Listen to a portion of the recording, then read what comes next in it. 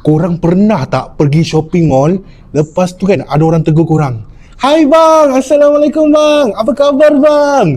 Dengan senyum lebar, macam dapat mangsa baru. Apa reaksi korang? Lepas ada orang tegur tu, korang lari ke? Lepas tu korang just pura-pura tak tahu ke?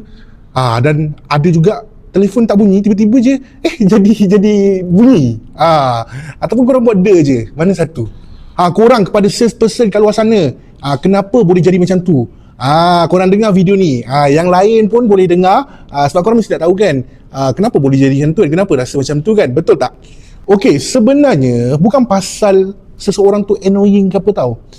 Sebab kita kena tahu sebenarnya untuk bahagian salesperson ni, bahagian level-level skill of sales ni, dia ada 4 level. Korang kena tahu tu ada 4 level. Okey, lepas ni korang bolehlah improve kan. Tak adalah orang takut nak jumpa korang, betul tak? Sebab selagi tinggi level kau berada, lagi tinggilah value yang kau ada sebagai salesperson. Dan juga commission pun tinggi juga kan. Okey, level pertama, nama dia transaction selling. Level ni lah orang panggil product pusher. Apa tu? Selalu push orang nak beli. Bang, nak beli bang. Bang, yang ni bagus bang. Sepatutnya beli bang. Bang, mari bang.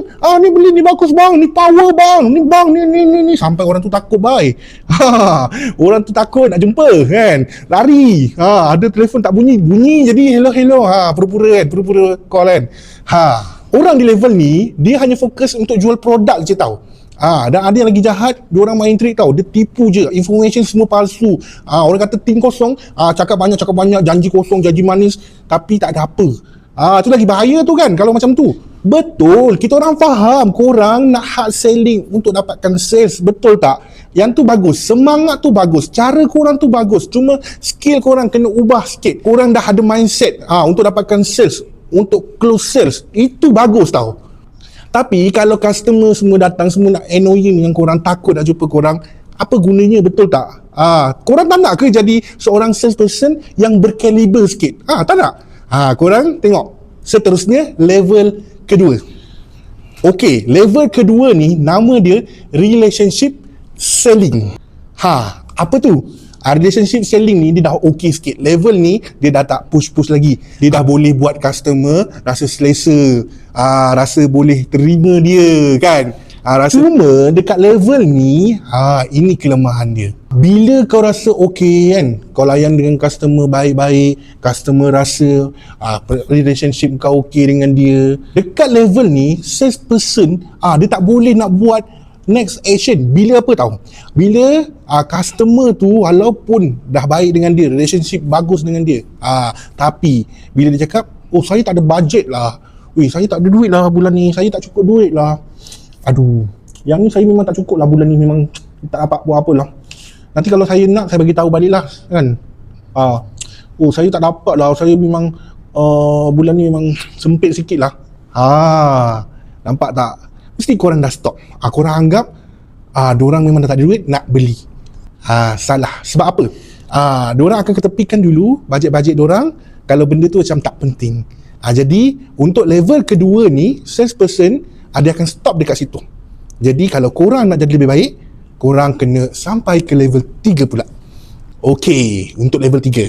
Sebelum level 3, nak explain lah. Yang tadi tu level 2 tu kan. Korang dianggap sebagai order taker. Korang tahu tak? Sebab apa? Bila customer cakap macam tu, korang akan terima macam tu. Bila customer cakap tak ada duit, jadi korang terima macam tu. So korang tak ada inisiatif untuk bagi lebih lagi. Jadi level kedua tu dianggap order taker. Alright, kita lupakan.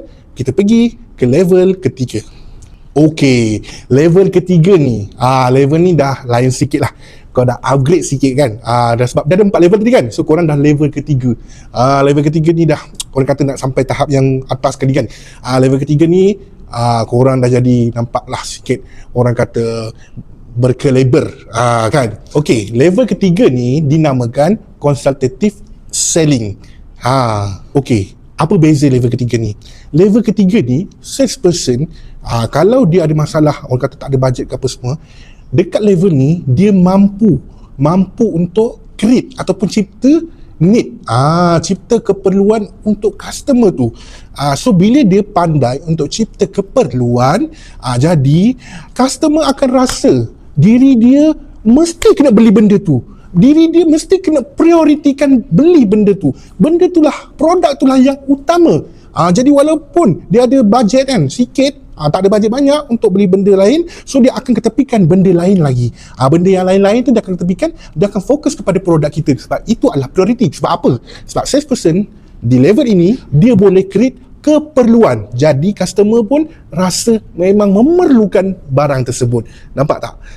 Dekat level ni dia bukan saja boleh bagi advice tau, boleh bagi consultant, okay? Macam consultant bagi advice, nasihat, bagi cadangan itu dan ini. Tapi yang paling penting dia boleh create need. Tapi dekat level ni pun ada juga kelemahan. Sebab tu ada level keempat.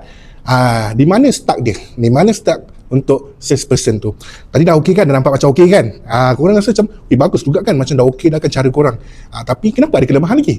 Okey, so bila korang dah cipta need, keperluan, dia rasa macam nak beli kan? Tapi customer bukan tak bijak, dia bijak. Masa itulah bila dia dengar daripada korang, dia rasa nak beli, memang nak beli. Tapi kenapa dia perlu beli dengan korang? Sedangkan ada banyak brand, ada banyak barang lagi, ada banyak kedai lagi, mana tahu lebih murah lagi. Jadi di situ dia buat comparison.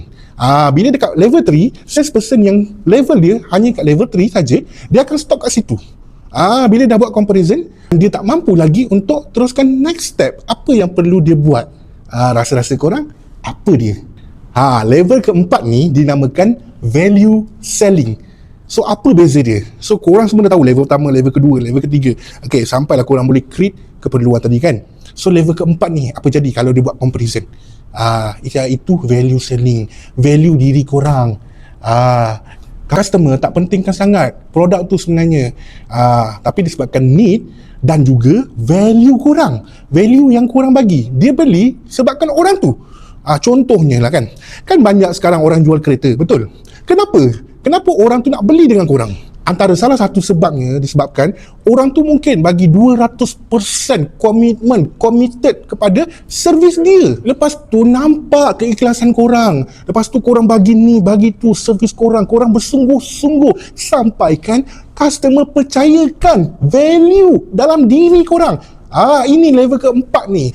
Kenapa orang kata, main kabel, aku boleh bawa sales? Kenapa seorang director of sales, manager of sales, kenapa diorang boleh pergi dekat mana-mana company, diorang boleh bawa klien? Sebab klien tu memang dekat tangan diorang.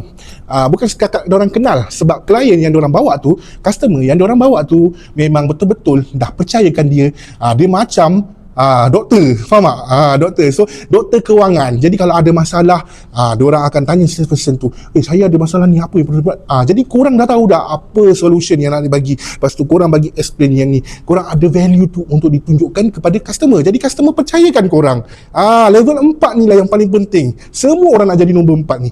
Jadi kalau ada nombor 4 ni, orang percayakan korang pergi mana-mana saja, walaupun tak stick dengan company tu, korang pergi company lain, orang akan ikut korang. Disebabkan korang salesperson yang dia percaya, bukan company tu. Jadi korang nampak kan, sebenarnya harga bukan mainkan peranan penting sangat pun. Walaupun memang penting pun, saya akui memang harga sangat penting, tapi yang paling penting sebenarnya value diri korang. Jangan cakap, harga kita orang mahal, memang susah nak jual. Tak. Kenapa orang boleh jual harga mahal? Padahal dekat luar sana, diorang bagi rebate banyak, harga diskaun murah. Tapi kenapa customer pilih kau, nak beli dengan kau? Sebab kau ada value. Itu yang paling penting sebenarnya. Betul tak? Okey, kepada bos-bos kat luar sana, terutamanya bos sales lah kan, ataupun owner syarikat, yang banyak pentingkan untuk sales korang, betul? Korang tengok staff korang belum lagi kuasai 4 level ni. Nak kuasai 4 level ni, mudah saja. Korang boleh contact saya. Saya ada provide training. Yang ajar bukan saya, lagi expert gila-gila, international trainer yang akan ajar. Dia expert sangat-sangat dalam bidang ni. Jadi korang, siapa-siapa bos-bos yang nak staff-staff korang dapatkan 4 level ni, korang boleh je DM saya. Okay? Dan kepada salesperson kat luar sana, cuba korang komen, korang sekarang berada di tahap mana, di level yang mana? Adakah korang masih lagi menjadi produk pusher di level pertama, ataupun korang masih lagi order taker, korang tak mampu nak bagi next action, korang just terima je apa yang customer bagi alasan semua kan, ataupun korang dah sampai level ketiga, consultative selling, korang dah boleh bagi advice semua kan, tak pun korang dah ada level keempat, korang dah ada value sendiri, cuba komen. Saya pun nak tahu juga kan. Just komen je kan, santai guys. Okay, inilah tips-tips daripada saya untuk jadi salesperson yang berkaliber lah sikit. Okay, saya taklah power sangat dalam bidang ni. Ini just sharing daripada saya. Alright, terima kasih ya. Okay, bye.